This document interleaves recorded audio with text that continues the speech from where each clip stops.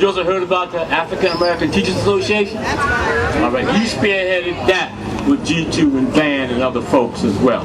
He also went into school districts. The superintendents knew him by name. The chancellor knew him by name. I saw him one day, he said, Mr. Fernandez. He said, oh no, don't call me that, Sonny, you know. Call me Freddie, you know, call me anything. Because people knew what Sonny Carson would do. In fact, he's the one who caused the schools to get security guards. One time, Sonny and Ali and some other folks paid the superintendent, who was, the chancellor was called the superintendent then, the chancellor downtown, a visit, a home visit at 110 Livingston Street. And they commenced to commit physical therapy on some people down there. And as a result of that, the chancellor moved to the 10th floor the second floor, and got some uniform folks. And then when Sonny was out here all over the place, they said we better uniform the whole city, because you never know where that brother's going to strike.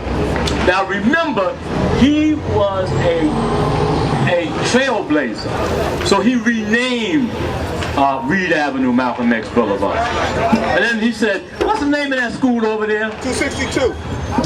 No, he said, what's the name of that school over there? So he said, what kind of name is that? We better get El-Shabaab. We're going to rename this. And we also going to march on the streets. So we marched down the streets. We intimidated the school boards, you know. Then he said, we're going to do Marcus Garvey Boulevard. And then he wanted to change the Pulaski School 304. So that's some unfinished business. A.B. wanted to do that. He wanted to change that to one of our heroes, one of our heroines. So that's a task for us to do. A.B. got his ancestor Samuel Carson from the Navy, who was a part of the Underground Railroad, came in from South Carolina, got his remains and took his remains back to Ghana through the door of return. We got to continue that. He left us a legacy that we must continue. A.B. named streets, we must continue doing that too. We must know the history of these. There were 200 streets in Brooklyn named after white folks who owned us as a people. We got some work to do, folks. 200. A.B. would say, right on, straight ahead. He said a few other things too. We're not on home right now. He said a lot of things too. So I'm saying that we who are here now must move from articulation to action and do some things right now. We must instill what he has done into our youth. So this coming summer, everybody who will be working with youth must instill in their youth some kind of a program where they will know who Sonny Abubadika Carson has been for all of these years. For instance, there's going to be a videography group. It will be documenting Black Brooklyn. Brother Raheem going to be a part of that. Young brothers and sisters going to be a part of that. And then we're going to put some of those on television. We're going to make sure it permeates all of the youth citywide. In fact, Brother Charles Barron, when we renamed the park over there, has agreed that we're going to do a Sonny Abubadika Carson Summer Classic, like at Old Memphis. It's going to be all over there. All right? Everybody needs to get down with that. Be prepared for it, okay? All right. As A.B. would say, Black Power. Black Power. Black Power. Black Power. Black Power. Black Power. Whose streets? Our streets. Our streets. I'm going to call on our next speaker to give you some insight into their creativity and understanding. Sometimes we work with time, and time is life. We waste our time, we waste our life. So we're going to move on to where we're going. Brother Nana G2, and I'm even saying that wrong, John Branch.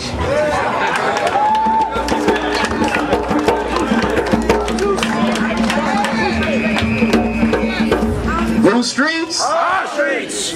Black Power. Black Power. Race First. Race first. And Kuji Jakalia. Gucci Jakalia. Kuji Jakalia, self-determination.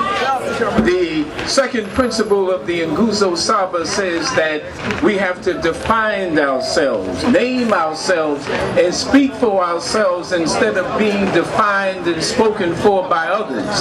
That is the essence of freedom and liberation, self-determination, and this is what is happening today.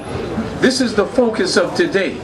But we're also here today to honor Sonny Abubadika Carson, who I always called my big brother.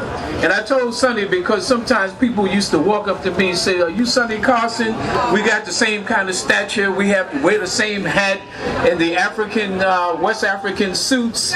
So, yeah, right, exactly. He's the big brother.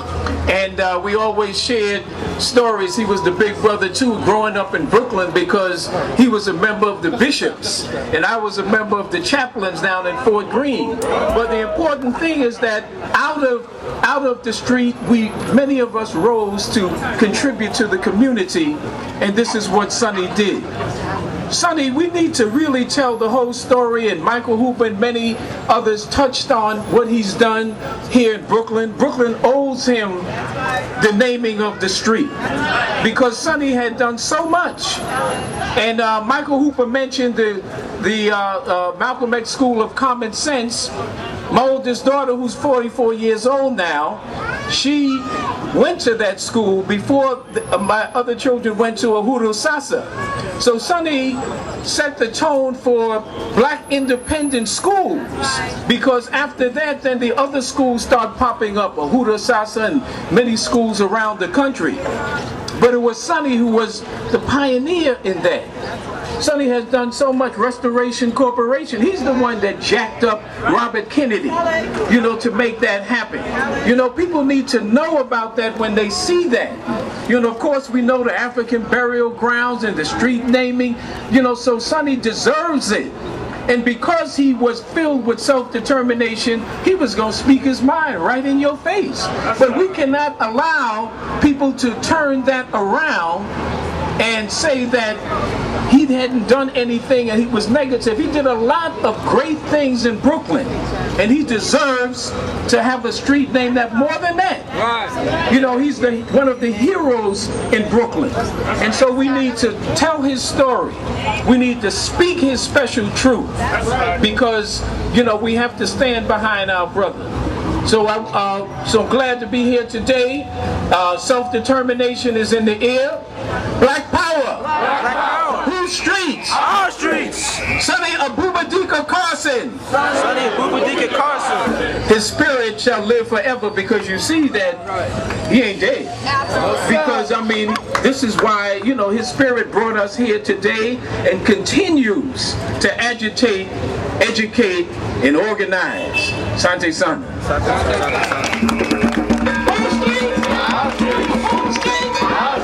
Sonny Abubadika Carson! Sonny Abubadika Carson! Sonny Abubadika Carson! The next person that I'm going to bring to the floor is to give you an insight into some of the work that Sonny has done in reference to covering all corners of the earth. That when we put folks in council and we put them in in our legislative positions, we ask them to vote. They have an option to say yes or no. They have to vote. We're not asking them if we agree with them or not. We ask them to vote. So in doing so, we have someone who has no problem with voting in the way in which he feels and believes.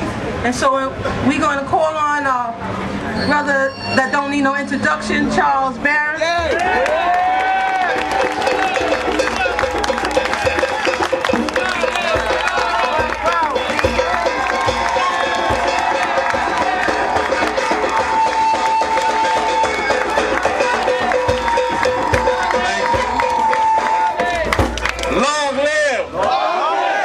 Carson. Long live. Long live. Sonny Carson. Sonny Carson. Long live. Long live. Self-determination. Self-determination. For the black nation. For the black nation. Long live. Long live. Sonny Carson. Sonny Carson. Long live. Long live. Sonny Carson. Sonny Carson. Somebody asked me, was this official? Well, I'm an elected official, so that makes it official.